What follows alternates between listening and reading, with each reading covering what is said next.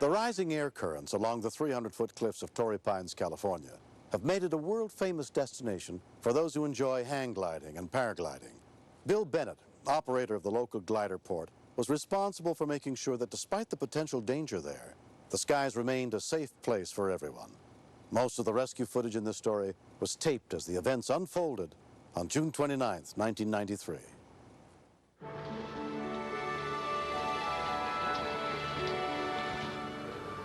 It's like people want to go to Mecca. People want to come to Torrey Pines to fly.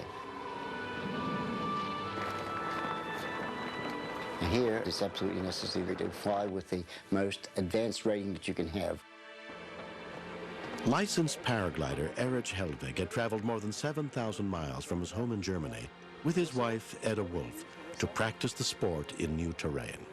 I told him our usual practice was to see him go out and make a flight, whereupon I would assess if he had the required skill level. Just because a person has a driver's license doesn't mean he's going to get on the freeway and become the safest driver.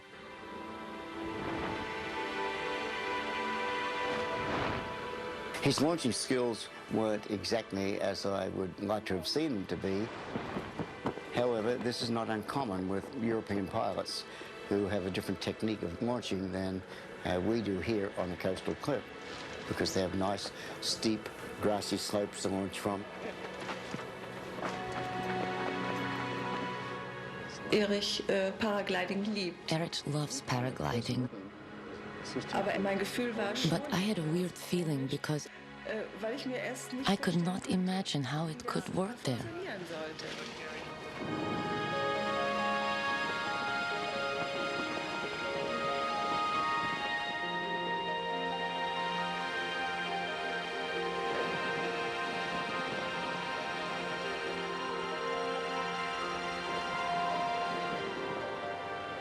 When he did get into the air, he more or less took possession of the ridge and had not been obeying what we call the rules of the road. And that is to say, if you turn suddenly in front of somebody, it's the same as doing that on a freeway, and you could have a collision.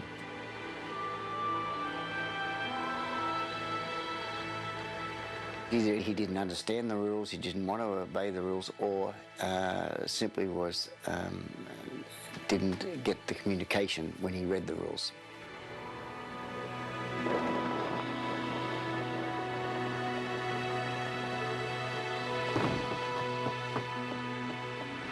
When he came back from landing, I spoke to him and explained that he had a couple of problems. I told him he should go away and fly somewhere else until such time as his skills were consistent with that which was required at Torrey Pines.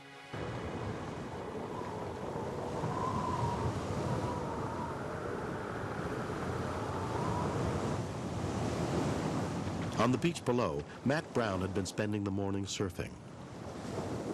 I was watching some of the hang gliders and the parasailers going in and out of the cliffs. One in particular was getting really close to the cliffs and coming in and out of the spines.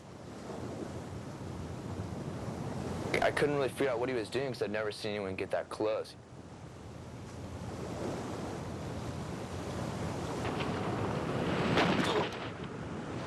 When I saw him hit, I was like, what? I was down there, I'm, oh my God, I'm like, what is this guy doing? And he just goes, bam, he smashed right in. I freaked him out, what do I do, you know? And like, just like stunned. A sunbather flagged down lifeguard Chappie Maiko. 100 yards down. Thank you. I pictured in my mind what these cliffs were like that he was telling me, and they're sheer, unstable cliffs, and I figure no one could be stuck up there because they're so steep, you know, so sheer. San Diego City lifeguards, who are specially trained in cliff rescue, were called in, led by Sergeant Margaret Rigby. Because the cliffs are so unstable in this area, I knew that it was going to be a dangerous call. He was barely holding on. My main concern was the cliffs actually crumbling from underneath them. Upon finding out that it was the German pilot who had in fact got into trouble, it occurred to me that he hadn't totally understood what I was trying to tell him. I need you to come over here, please. Bill went to tell Edda what had happened. There's a problem with your husband. What? Im Moment, wo ich das The moment I heard that, Es war wie eine große It Klammer was as if a big bracket had been placed around my heart. And I thought that that's not possible. Yeah. I can see him. When I first saw him, I thought that he was going to fall before we got to I don't him. think he's hurt, but he's in a tight spot. The victim was about 150 feet below the top of the cliff. So we were worried that a helicopter, any kind of disturbance, could have made the cliff fall on our victim. White's going to be the haul line. Because the victim was not visible from directly above, Lieutenant Ken Hewitt went to a high point up the beach from where he could help guide the rescuers. I could tell by his mannerisms that he was getting tired. There was a chance that he couldn't hang on any longer. And my immediate fear was we would get within arm's reach and the cliffside would fall away and this individual would be lost over the side. At that moment, I have to honestly say I thought he would never be rescued. My first thought was, now you have to fly home alone. Okay, you're in, you're secure. Lifeguard Dave Calder strapped on a rescue harness while the others readied the lines as quickly as possible. Erich had already been holding onto the cliff for more than 45 minutes. Kelly, is that good? You work with such an adrenaline rush that you don't realize how unsafe the area was. But we were concerned that we might cause an avalanche or that the cliff was going to fall before Dave got to the victim.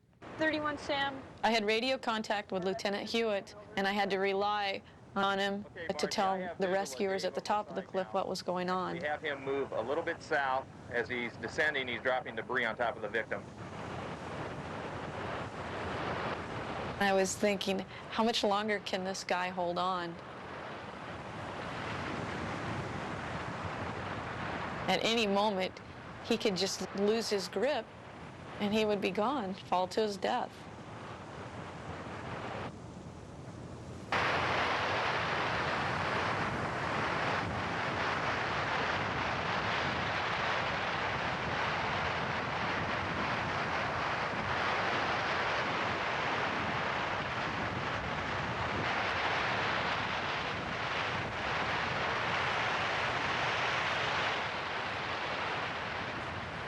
When Dave got to the victim and he was connected to the safety harness, we were a little bit at ease, but we still realized that that was only half the rescue.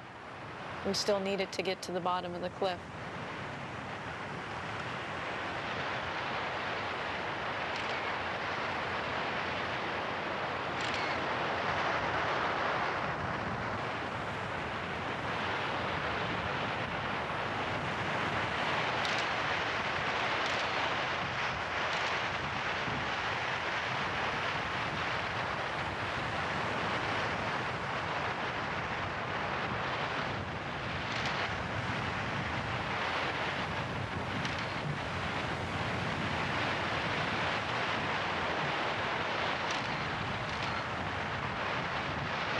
It was a very intense moment.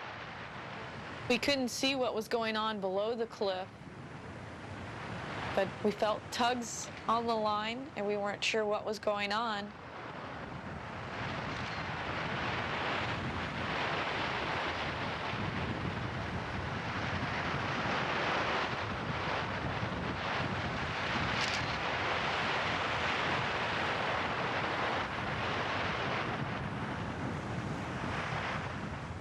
As I lost sight of them over the cliffside as they descended to the beach, our land unit that was on the beach radioed to me saying that they were safely down. It was such a rewarding feeling that it was a successful rescue and we had all worked together as a team. All the experience and training had paid off. At the end, when I was hanging there, when I realized that I was losing my strength, I didn't have any hope anymore that anything would happen. I thought, it's over. Thank you. You're welcome. No problem. Good job. It is really hard to believe what kind of a feeling it can be to stand with both feet on the ground again. For lifeguard Dave Calder, it was a rescue he'll never forget. I was wondering how he could hold on for so long. He had been holding onto the cliff for probably about an hour and 20 minutes. And I thought it could be any time where he couldn't hold on any longer or the cliff would give way and he would fall. It was the most difficult rescue I've ever been a part of. I think the best advice I can give to anybody that's interested in hang gliding or paragliding is, number one, maybe think about not doing it. And number two, definitely go through all the required training so you can avoid any possible problems or an accident.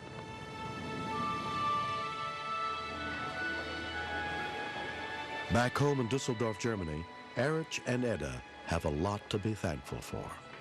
Die solche Menschen, oder wie gesagt, das Leben anderer Menschen retten. Those people who rescue others and risk their own lives during such operations.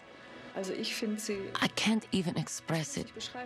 These people are fantastic. Dank an die Leute von der I have to thank the people from the lifeguard, and I would like to do that. I am deeply grateful to these people. Therefore, I would like to say a very special thank you to the people from the lifeguard. If Erich had really died, if Erich hadn't made it down again alive, I really would have missed everything about him. I believe that Erich is very lucky because he has me.